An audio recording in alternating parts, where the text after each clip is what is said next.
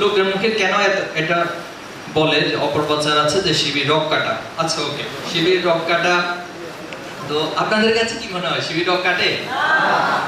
আচ্ছা, তো এটা বললে তো হবে না। এখন দেখুন, যে হারে শিবির সম্পর্কে রক কাটা প্রচার করা হয়েছে অতীতে, ছাত্র শিবির যদি সত্যি রক কাটতো তাহলে 5ই আগস্টের পরে তো বাংলাদেশের আনাচে কানাচে প্রত্যেক পাড়া মহল্লায় রক কাটা পাওয়া যেত না? এখন দিনাজপুরে কয়জনকে পাইছেন আপনারা? এখানে সাংবাদিক ভাইরা আছেন, কয়জনকে রক কাটা অবস্থা পেয়েছেন? অথবা ছাত্র শিবির যারা করে এরকম কয়জনকে পেয়েছেন রক কেটেছে? তাহলে এটা সম্পূর্ণ মিথ্যা এবং অপবাদ। এখন প্রশ্ন হলো, যারা আমাদের বিষয়ে এ ধরনের মিথ্যা অপবাদ অতীতে দিয়েছে, এই সমাজে কি আলটিমেটলি তারা টিকে আছে না আমরা টিকে আছি? তাহলে সত্য টিকে থাকবে না মিথ্যা টিকে থাকবে? সত্য টিকে থাকবে। এজন্য আমরা সত্যের পথে কাজ করে যাব। কারো কোনো মিথ্যা অপবাদ, কারো প্রোপাগান্ডাতে আমরা অযথা সময় নষ্ট করব না। আমরা আমাদের সত্যের পথে কাজ করে যাব। আল্লাহ তাআলাই আমাদের জন্য যথেষ্ট।